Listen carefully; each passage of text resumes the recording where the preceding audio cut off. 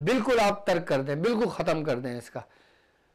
अब इसके अंदर अब हम अभी समंदरी नमक है ना, समंदरी नमक का भी इस्तेमाल किया जाता है, लेकिन जब समंदरी नमक खाद निकाला जाता है तो उसको एक प्रोसेस से गुजारा जाता है। आई बात समझ, इसको बिल्कुल रिफाइन किया जाता है। आई बात समझ में। अब जैसे मिसाल के तौर पे हम टेबल सॉल्ट जो यूज करते हैं, इसमें आयोडीन मिलाते हैं, अगर देखा जाए तो ये लाहौरी नमक की तरह पिंक होता है, ये पिंक सॉल्ट अलग है, ये आयोडीन मिला नमक है। जब हम इसको पीसते हैं ना तो ये बिल्कुल व्हाइट हो जाता है, बिल्कुल सफेद हो जाता है। सफेद क्यों होता है? क्योंकि हम उसको एक प्रोसेस से गुजार के, जिससे कि ब्लीच करते हैं ना, ब्लीच क्या करता है कि काट देता है, कास्टिक जो होता है।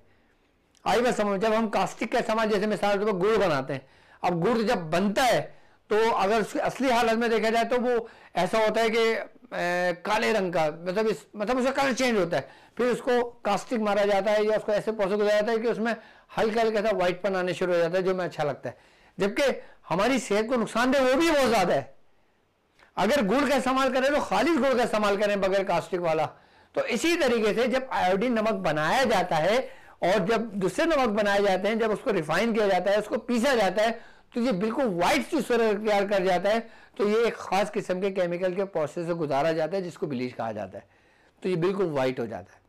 अब काला नमक है, काला नमक भी जब फैक्ट्री के अंदर बनाया जाता है ना, तो ये इस फॉर्म में होता है, ये बिल्कुल ब्लैक फॉर्म में होता है, ये देखें इस डली में होता है। लेकिन जब आप इसको जब पीसते हो, तो जब पीसने के बाद जब इसकी शक्ल जब निकलती है ना, तो वो पिंक पाउडर से बन जाती है, बिल्कुल काला नहीं होता।